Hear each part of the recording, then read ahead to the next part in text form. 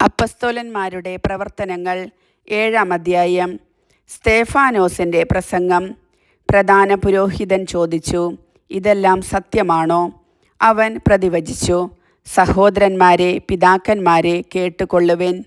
നമ്മുടെ പിതാവായ അബ്രാഹാം ഹാരാനിൽ താമസിക്കുന്നതിന് മുൻപ് മെസൊപ്പൊട്ടോമിയയിലായിരിക്കുമ്പോൾ മഹത്വത്തിൻ്റെ ദൈവം അവന് പ്രത്യക്ഷനായി അവനോട് പറഞ്ഞു, നിന്റെ നാട്ടിൽ നിന്നും ബന്ധുക്കളിൽ നിന്നും നീ പുറപ്പെട്ട് ഞാൻ കാണിച്ചു തരുന്ന ദേശത്തേക്ക് പോവുക. അവൻ കൽദായ ദേശത്തു നിന്ന് പുറപ്പെട്ട് ഹാരാനിൽ താമസമാക്കി. പിതാവിൻ്റെ മരണത്തിനു ശേഷം അവിടെ നിന്ന് നിങ്ങളിപ്പോൾ വസിക്കുന്ന ഈ ദേശത്തേക്ക് ദൈവം അവനെ കൊണ്ടുവന്നു. എങ്കിലും അവിടുന്ന് അവന് ഒരവകാശവും ഒരടി സ്ഥലം പോലും കൊടുത്തില്ല. എന്നാൽ ഈ ദേശം അവനും പിൻതലമുറയ്ക്കും അവകാശമായി നൽകുമെന്ന് അവന് സന്താനമില്ലാതിരിക്കുമ്പോൾ തന്നെ അവിടുന്ന് വാഗ്ദാനം ചെയ്തു. അവൻ്റെ സന്താനങ്ങൾ മറ്റുള്ളവരുടെ ദേശത്ത് പ്രവാസികളായിരിക്കുമെന്നും അവരെ വിദേശികൾ 400 വർഷത്തേക്ക് അടിമകളാക്കി പീഡിപ്പിക്കുമെന്നും ദൈവം പറഞ്ഞു. ദൈവം വീണ്ടും പറഞ്ഞു, അവർ സേവിക്കുന്ന ജനതയെ ഞാൻ വിധിക്കും. അതിനുശേഷം അവർ പുറപ്പെട്ട് ഈ സ്ഥലത്ത് വന്ന് എന്നെ ആരാധിക്കുകയും ചെയ്യും. പിന്നെ അവിടുന്ന് അവനുമായി പരിച്ഛേദനത്തിൻ്റെ ഉടമ്പടി ചെയ്തു. അബ്രാഹത്തിൽ നിന്ന് ഇസഹാക്ക് ജനിച്ചു. 8-ാം ദിവസം അവനെ പരിച്ഛേദനം ചെയ്തു. ഇസഹാക്കിൽ നിന്ന് യാക്കോബും യാക്കോബിൽ നിന്ന് 12 ഗോത്രപിതാക്കന്മാരും ജനിച്ചു. ഈ ഗോത്രപിതാക്കന്മാർ അസൂയ കൊണ്ട് ജോസഫിനെ ഈജിപ്തുകാർക്ക് വിറ്റു. എന്നാൽ ദൈവം അവനോട് കൂടെയുണ്ടായിരുന്നു. അവിടുന്ന് അവനെ എല്ലാ ദുരിതങ്ങളിലും നിന്ന് സംരക്ഷിച്ചു. ഈജിപ്തിലെ രാജാവായ ഫറവോയുടെ മുൻപിൽ അവനെ സമ്മതനും ജ്ഞാനിയുമാക്കി.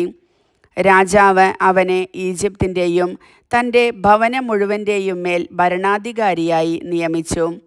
അങ്ങനെയിരിക്കെ ഈജിപ്തിലും കാനാനിലും ക്ഷാമവും വലിയ കഷ്ടതയുമുണ്ടായി. നമ്മുടെ പിതാക്കന്മാർക്ക് ഭക്ഷ്യസാധനങ്ങൾ ഇല്ലാതെ വന്നു. ഈജിപ്തിൽ ധാന്യമുണ്ടെന്നു കേട്ട് യാക്കോബ് നമ്മുടെ പിതാക്കന്മാരെ അങ്ങോട്ടയച്ചു. അവർ 2-ാം പ്രാവശ്യം ചെന്നപ്പോൾ ജോസഫ് സഹോദരന്മാർക്ക് തന്നെ വെളിപ്പെടുത്തി. ജോസഫിൻ്റെ കുടുംബത്തെക്കുറിച്ച് ഫറവോയും മനസ്സിലാക്കി. ജോസഫ് ആളയച്ച് പിതാവായ യാക്കോബിനെയും അവൻ്റെ എല്ലാ ബന്ധുക്കളെയും വരുത്തി. അവർ 75 പേരുണ്ടായിരുന്നു. യാക്കോബ് ഈജിപ്തിലേക്ക് പോയി. അവനും നമ്മുടെ പിതാക്കന്മാരും മരിച്ചു. അവരെ ഷെക്കമിലേക്ക് കൊണ്ടുവന്ന് കല്ലറയിൽ സംസ്കരിച്ചു. ഈ കല്ലറ അബ്രാഹാം ഷെക്കമിലെ ഏമോറിൻ്റെ പുത്രന്മാരിൽ നിന്ന് വെള്ളി നാണയങ്ങൾ കൊടുത്തു വാങ്ങിയതാണ്. അബ്രാഹത്തോട് ദൈവം ചെയ്ത വാഗ്ദാനം പൂർത്തിയാകാറായപ്പോൾ ഈജിപ്തിൽ ജനം വളർന്നു പെരുകി. അവസാനം ജോസഫിനെ അറിയാത്ത ഒരു രാജാവ് അവിടെ അധികാരത്തിൽ വന്നു. അവൻ നമ്മുടെ വംശത്തെ വഞ്ചിച്ചുകൊണ്ട് പിതാക്കന്മാരോട് ക്രൂരമായി പെരുമാറി. ശിശുക്കൾ ജീവിക്കാതിരിക്കാൻ അവരെ പുറത്തെറിഞ്ഞു കളയുന്നതിന് നിർബന്ധിച്ചു. ഈ കാലത്ത് മോശ ജനിച്ചു. അവൻ ദൈവത്തിന് പ്രിയങ്കരനായിരുന്നു. 3 മാസത്തോളം പിതൃഭവനത്തിൽ അവൻ വളർന്നു. പുറത്തെറിയപ്പെട്ട അവനെ ഫറവോയുടെ പുത്രി എടുത്ത് സ്വന്തം മകനായി വളർത്തി. ഈജിപ്തുകാരുടെ എല്ലാ വിജ്ഞാനവും മോശ നേടി. വാക്കിലും പ്രവൃത്തിയിലും അവൻ കരുത്തനായിരുന്നു. അവന് 40 വയസ്സ് തികഞ്ഞപ്പോൾ തൻ്റെ സഹോദരരായ ഇസ്രായേൽ മക്കളെ സന്ദർശിക്കാൻ അവൻ അഭിലഷിച്ചു. അവരിലൊരാൾ ഉപദ്രവിക്കപ്പെടുന്നത് കണ്ട് അവൻ സഹായത്തിനെത്തി ഈജിപ്തുകാരനെ അടിച്ചു വീഴ്ത്തി. ഉപദ്രവിക്കപ്പെട്ടവന് വേണ്ടി പ്രതികാരം ചെയ്യുകയും ചെയ്തു. ദൈവം അവരെ താൻ മുഖാന്തരം മോചിപ്പിക്കുമെന്ന് സഹോദരൻ മനസ്സിലാക്കുമെന്നാണ് അവൻ വിചാരിച്ചത്. എന്നാൽ അവർ അത് മനസ്സിലാക്കിയില്ല. അടുത്ത ദിവസം അവർ ശണ്ട കൂടിക്കൊണ്ടിരിക്കെ അവൻ അവരുടെ അടുത്ത് ചെല്ലാനിടയായി. അവരെ അനുരഞ്ജിപ്പിക്കാമെന്ന് വിചാരിച്ച് അവൻ പറഞ്ഞു, നിങ്ങൾ സഹോദരന്മാരാണ്, എന്തിന് പരസ്പരം ദ്രോഹിക്കുന്നു?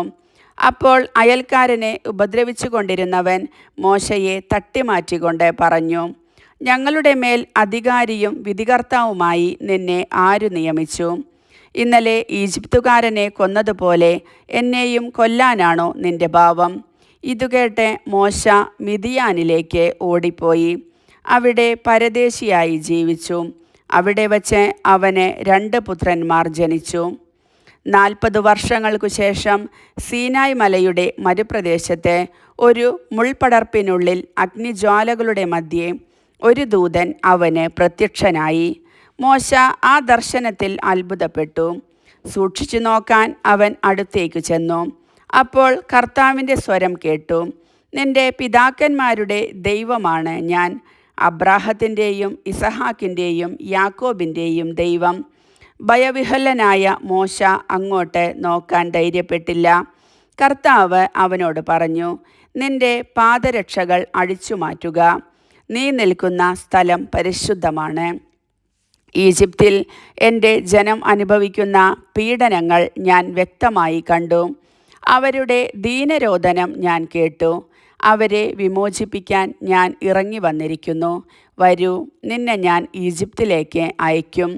ഞങ്ങളുടെ മേൽ അധികാരിയും വിധികർത്താവുമായി നിന്നെ ആരു നിയമിച്ചു എന്ന് പറഞ്ഞ് അവർ നിരാകരിച്ച മോശയെ തന്നെ മുൾപടർപ്പിൽ പ്രത്യക്ഷനായ ദൂതൻ വഴി ദൈവം അവരുടെ അധികാരിയും വിമോചകനുമാക്കി അയച്ചു.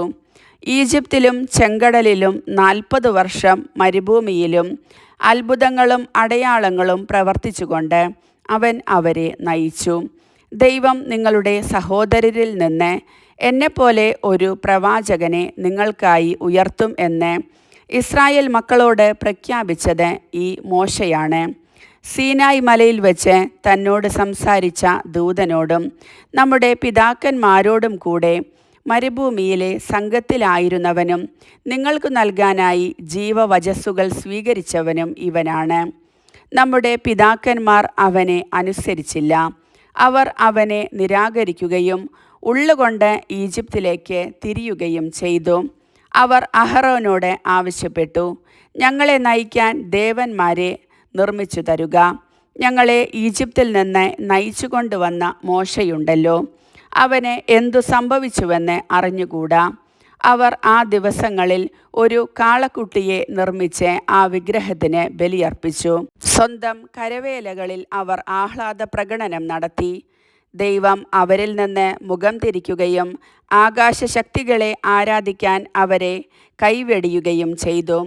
പ്രവാചകന്മാരുടെ പുസ്തകത്തിൽ ഇപ്രകാരം രേഖപ്പെടുത്തിയിരിക്കുന്നു, ഇസ്രായേൽ ഭവനമേ, 40 വർഷം മരുഭൂമിയിൽ നിങ്ങൾ എനിക്ക് ബലിമൃഗങ്ങളെ നൽകുകയോ ബലികൾ അർപ്പിക്കുകയോ ചെയ്തിട്ടുണ്ടോ? ആരാധിക്കാനായി നിങ്ങൾ നിർമ്മിച്ച ബിംബങ്ങളായ മോളോക്കിൻ്റെ കൂടാരവും റോംഫാദേവൻ്റെ നക്ഷത്രവും നിങ്ങൾ ചുമന്നുകൊണ്ട് നടന്നു. ബാബിലോണിനും അപ്പുറത്തേക്ക് നിങ്ങളെ ഞാൻ നാടുകടത്തും. മരുഭൂമിയിൽ നമ്മുടെ പിതാക്കന്മാർക്ക് ഒരു സാക്ഷ്യകൂടാരം ഉണ്ടായിരുന്നു, മോശ കണ്ട മാതൃകയിൽ നിർമ്മിക്കണമെന്ന് ദൈവം അവനോട് കൽപ്പിച്ചതനുസരിച്ച് തീർത്ത കൂടാരം. തങ്ങളുടെ മുൻപിൽ നിന്ന് ദൈവം ബഹിഷ്കരിച്ച വിജാതീയരുടെ മരുഭൂമിയിലേക്ക് നമ്മുടെ പിതാക്കന്മാർ ജോഷയുമൊത്ത് പ്രവേശിച്ചപ്പോൾ അത് കൂടെ കൊണ്ടുപോന്നു. ദാവീദിൻ്റെ കാലം വരെ അത് അവിടെയുണ്ടായിരുന്നു. ദൈവം അവനിൽ പ്രസാദിച്ചു. യാക്കോബിൻ്റെ ദൈവത്തിനായി ഒരു ആലയം പണിയാൻ അവൻ അനുവാദം അപേക്ഷിച്ചു. എങ്കിലും സോളമനാണ് അവിടത്തേക്ക് ആലയം പണിയിച്ചത്. എന്നാൽ കരങ്ങളാൽ നിർമ്മിതമായ ഭവനങ്ങളിൽ അത്യുന്നതൻ വസിക്കുന്നില്ല.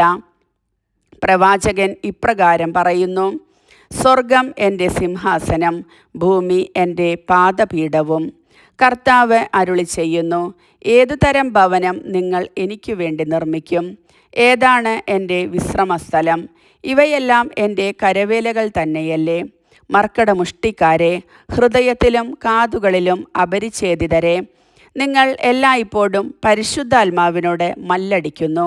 നിങ്ങളുടെ പിതാക്കന്മാരെ പോലെ തന്നെയാണ് നിങ്ങളും.